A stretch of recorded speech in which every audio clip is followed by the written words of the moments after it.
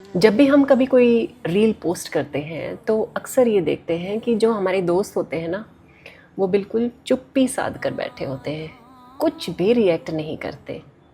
और जो हमारे कॉलीग्स होते हैं, हमारे साथ काम करते हैं, उठते बैठते हैं, वो लोग देखते ज़रूर हैं हमें, लेकिन कभी इस बात को मानने को तैयार नहीं होते कि वो हमें देखते हैं।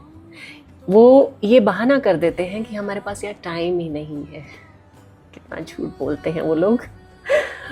फिर वो एडमायरर्स होते हैं जो हमें देखते हैं, हमें पसंद भी करते हैं, तारीफ़ भी करते हैं, लेकिन मन ही मन, और कोशिश करते हैं कि और सोचते हैं कि काश हमारे अंदर भी इतनी काबिलियत होती, इतने गट्स होते, इतनी हिम्मत होती कि हम भी ऐसा कर पाते।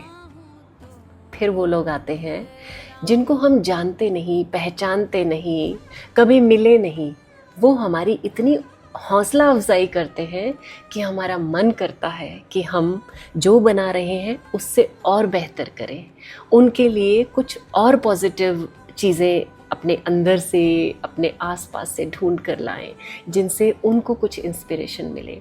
वो हमारी जीत हार को हमारे साथ सेलिब्रेट करते हैं, वो हमारे अंदर के कलाकार को सराहते हैं। तो एक्चुअल में देखा जाए तो हमारे जो रील्स हम बनाते हैं वो उन लोगों के लिए हैं, उन लोगों के लिए नहीं जिनको हम जानते हैं, पहचानते हैं, जो कोई रिएक्शन ही नहीं देते हैं।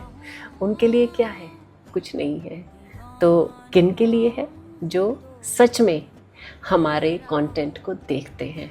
तो उन सभी लोगों को जो हमारी हौसला अफजाई करते हैं, जो हमारी तारीफ़ करते हैं, अगर हम कुछ ख़राब करते हैं तो वो क्रिटिक्स भी बनते हैं, उन सब को थैंक यू। और इसी तरह से हौसला अफजाई करते रहिए, देखते रहिए, तारीफ़ करते रहिए, ताकि हमें भी मोटिवेशन मिले कुछ और अच्छा करने का। Keep loving me. बर्नआउट मत होना। You are more than your job, always remember this. ठीक है, माता पिता ने बड़े लाड़ से पाला है। ठीक है, कंधों को इतना मजबूत रखना कि सपनों को सितारों की तरह सजा सको। बोझ की तरह ढोना मत अपने कंधों पे। ठीक है, बोझ होगा तो एक दिन उतार ही दोगे, पता नहीं जब तक उतारते उतारते कंधे ही कमजोर ना हो जाए या शरीर। So you are more than your job. ठीक है, जिंदगी को सिर्फ अपनी नौकरी के इर्द गिर्द की केंद्रित मत कर लेना। अपनी फिजिकल और मेंटल हेल्थ का बहुत ख्याल रखना। साल 2 साल बाद जाके अपने किसी बॉस से ये मत कहना कि मैंने अपनी जिंदगी कुर्बान कर दी, मुझे क्या मिला।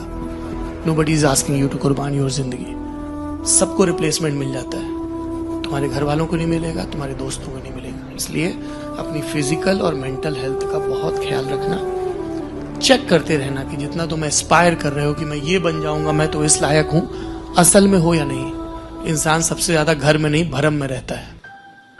ठीक है ना?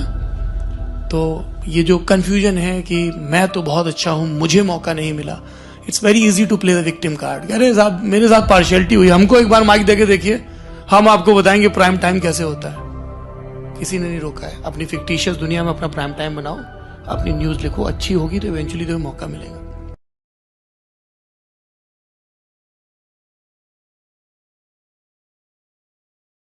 बात सिर्फ इतनी सी ही है कि जिंदगी में जो कुछ भी हासिल हो वो जिनकी वजह से हुआ है, जिन्होंने आपको इस मकाम तक पहुंचाया है, जिसमें सबसे पहले हमारे माता पिता हैं, उनको ये बात लगातार कही जाए, लगातार उनको बाहों में भरा जाए, उनके माथे को चूमा जाए, कभी उनके साथ बच्चों सा दुलार किया जाए और कभी तमाम उपलब्धियों और उम्र के बावजूद उनके सामने बच्चों सी हरकत की जाए, उनकी गोद में सर रख कर लेटा जाए, उनसे जिद की जाए और उनकी तमाम जिदों को पूरा किया जाए। क्योंकि जिंदगी में जो कुछ भी है वो सबसे पहले माता पिता की वजह से है। हाँ जी, तो कैसे हैं आप? तो क्या हो रहा है ना आजकल कि जैसे ही हम स्क्रॉलिंग शुरू करते हैं, रील्स देखते हैं, सोशल मीडिया पे एक डर का माहौल है। ये मत खाओ, वो मत खाओ, यहाँ मत जाओ, इस दिन मत जाओ। हो क्या रहा है ये? क्या चल रहा है ये? देखिए, एक सिंपल फंडा अपना लो अपनी जिंदगी में। किसी ने क्या खूब कहा है कि जिंदगी जो है ना, आप चंद सालों की लीज पर लेके आए हो। तो रजिस्ट्री के चक्कर में मत पड़ो। नहीं, हंसने वाली बात नहीं है। बहुत सिंपल सी मैं आपको बात बताऊं, खाने पीने के मामले में ना वही खाओ जो आपने अपनी नानी, दादी और माँ को खाते देखा है, बनाते देखा है। हाँ, बस घर का होना जरूरी है।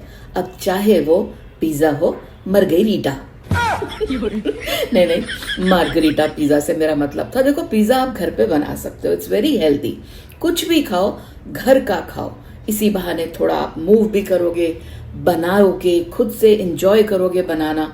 और एक 11 to 7 एक अपना टाइम सेट कर लो कि मैंने सुबह के 11 से लेके शाम के 7 बजे तक अपना खाना पीना सब खत्म कर लेना है और उसके बाद टहलने को निकल जाना है। फिर देखो कितना स्वस्थ जियोगे आप, बिना डर, बिना फिक्र। एंजॉय करो लाइफ को, जिंदगी को जियो यार, डर के मत जियो।